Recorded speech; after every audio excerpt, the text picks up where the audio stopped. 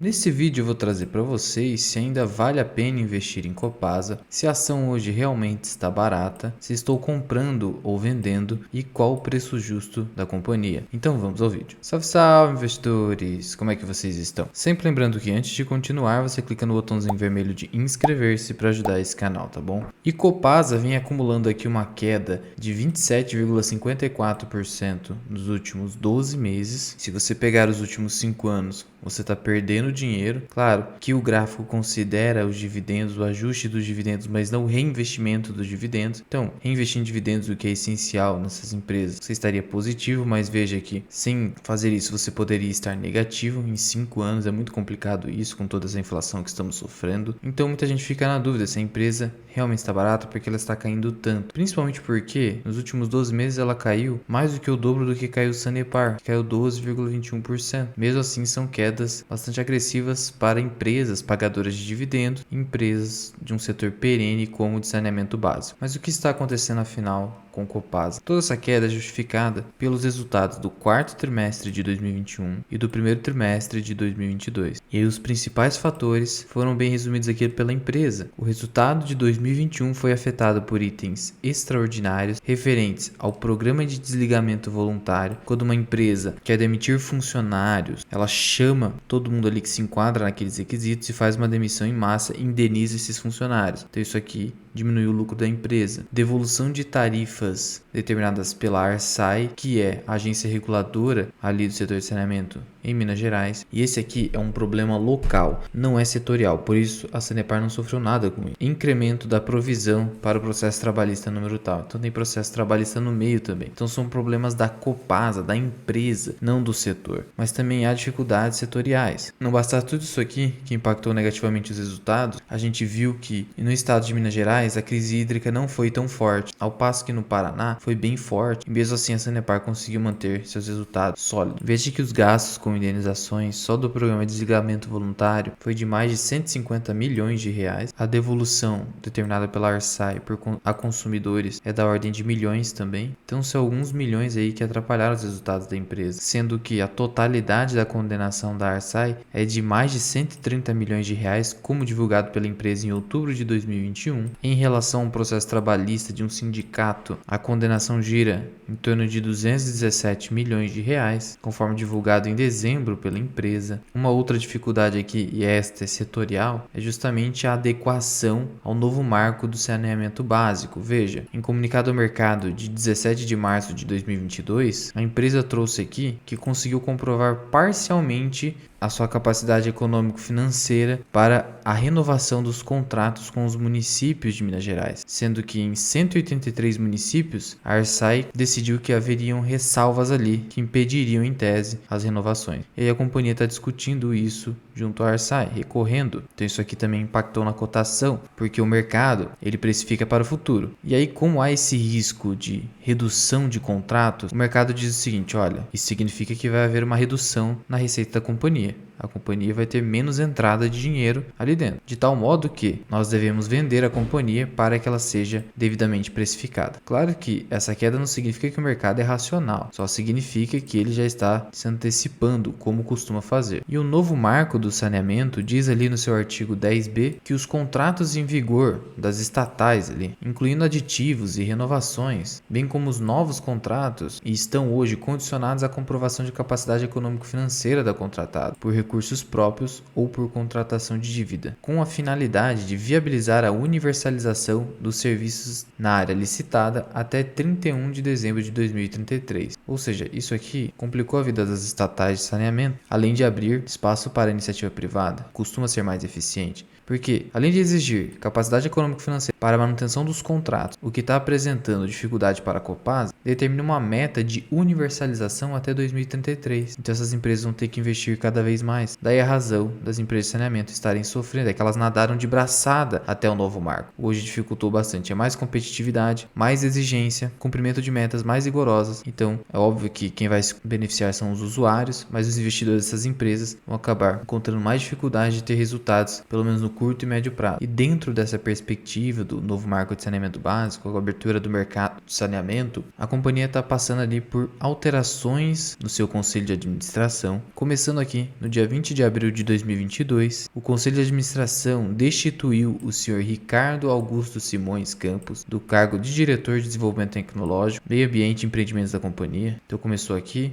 essa mudança na diretoria. E mais recentemente, 17 de junho de 2022, a empresa comunicou que o Conselho de Administração deliberou em reunião extraordinária por iniciar a busca de um novo diretor-presidente, um novo presidente da Copasa, atender uma solicitação do seu acionista controlador, que é Minas Gerais, ou seja, o governo Romeu Zema, que se intitula liberal. O senhor Carlos Eduardo Tavares de Castro, atual diretor-presidente, deverá permanecer no cargo até que o sucessor fosse nomeado. Isso dia 17 de junho. E aí, no dia 24 de junho, a companhia publica um fato relevante, em continuidade àquele do dia 17 de junho, comunicando que o seu conselho destituiu o atual diretor-presidente. Então aqui foi uma decisão advinda do acionista controlador pela insatisfação com o governo atual dentro da companhia. Então saiu o senhor Carlos Eduardo Tavares e foi eleito o senhor Guilherme Augusto Duarte de Faria para esse cargo de diretor-presidente. E essa destituição pelo governo Zema, segundo informações ali acolhidas pelo jornal O Tempo, decorre aí uma suposta incompatibilidade com o governo Zema, já que o senhor Carlos Tavares de Castro estaria demonstrando resistência à abertura do mercado de saneamento básico em Minas, pauta que é defendida pelo Zema. Portanto, o que parece é que o governo Zema está tentando realmente se adequar às exigências rigorosas do atual marco de saneamento, já que ele está vendo que os resultados da Copasa não estão vindo bons, fruto de uma gestão que provavelmente não estava indo bem e, portanto, talvez fosse realmente a hora de mudar. Em relação a dividendos, essa aqui é a política de dividendos da Copasa atualmente. A companhia paga entre 25% a 50% do lucro líquido ajustado da empresa. Esses são os dividendos regulares, mas ela também tem dividendos extraordinários que foram pagos em 2020, gerando um dividend yield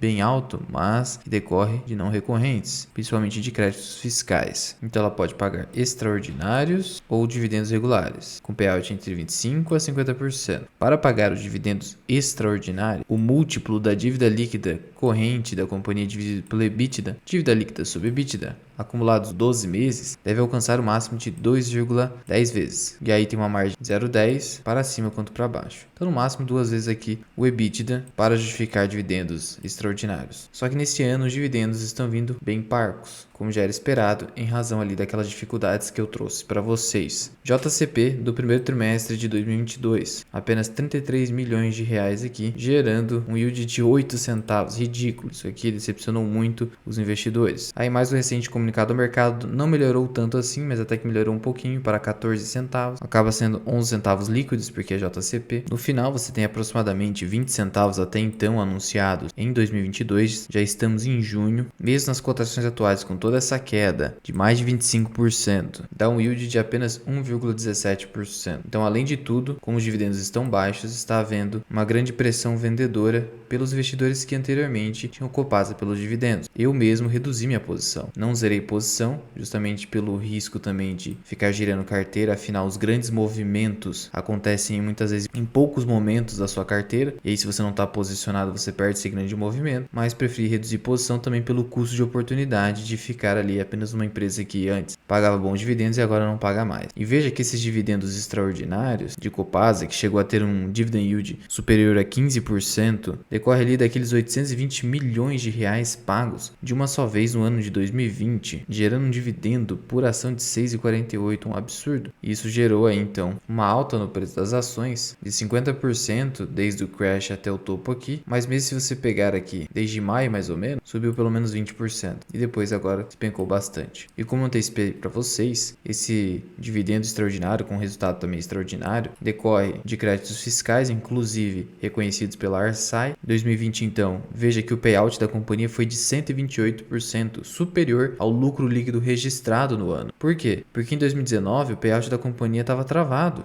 apenas 27,92%. Então ela compensou o não pagamento em 2019, tudo em 2020. E aí os investidores não se atentaram para isso, né? Por isso não adiantava se expor muito em Copasa. A exposição tinha que ser pequena, até porque o setor de saneamento é um pouco mais complicado, apesar de ser perene. Se você compara, por exemplo, com o setor elétrico. E hoje o resultado tem decrescido cada vez mais. 2020 teve uma queda no lucro líquido e também nos proventos, mantendo aquele payout ali de 50%, que é justamente a média histórica de Copasa. E agora, 2022, um lucro líquido de 167 milhões, mantendo o payout por enquanto de 50%, sendo possível projetar aí um lucro aproximado de 600 milhões, podendo superar 2021, que foi muito ruim diante das provisões, mas nós não temos certeza de nada diante desse cenário de incerteza com a Copasa, bem como o setor de saneamento. E a projeção de dividendos da plataforma GF+, para a Copasa é de apenas 46 centavos por ação, mais ou menos o dobro do que acabou de anunciar, um pouco mais, 46 centavos. Nas cotações atuais de 11,65, isso dá um yield de menos de 4%. E se você considerar meu preço médio em Copasa R$ 13,85, isso aqui fica ainda pior, 3,3% de yield. Então, a justificativa para ter uma grande posição, uma posição relevante em Copasa não existe mais, que é o pagamento de dividendos. E aí, como o Sanepar está conseguindo resultados recordes, mesmo após a crise hídrica que foi mais pesada no Paraná, decidi tirar a metade dos recursos que eu tinha em Copasa e colocar em Sanepar. Sendo que o preço teto hoje de Copasa, como o critério do Basel é de 6% e a Copasa vai pagar mais ou menos 4%, está de apenas 7,75%. Então, diante dessa projeção de dividendos pífia, não tem nem como você calcular aqui um preço teto hoje com o Copasa. Não bastasse isso, a Copasa está com um programa de investimento inferior que o da Sanepar, prevendo uma média aqui de 1,4 bi por ano, 2024, 2025, 1,6 bi, só que se você pegar a Sanepar aqui, a média é bem maior. Veja aqui, gira em torno de 1,7, 1,8, 1,9. E a companhia está com mais folga do que a Copasa, mesmo assim vai investir mais. Então isso aqui demonstra um possível potencial maior de crescimento da Sanepar, sendo que em relação a indicadores de valuation, o Sanepar também está levando a melhor, principalmente porque o PL da Copasa acabou subindo muito. Por que subiu muito? Porque o lucro caiu e o preço caiu também, mas não caiu tanto em comparação com o lucro, porque o lucro chegou a cair 80% em um trimestre, diante das provisões. E então, diante disso, o PL fica alto. Então, o PL só vai abaixar quando a empresa começar a lucrar mais novamente. E aí, como o risco da companhia hoje é um pouco maior, sua relação preço-valor patrimonial ficou mais baixa do que a Sanepar, mas uma diferença muito pequena. Demais indicadores, a Sanepar leva melhor,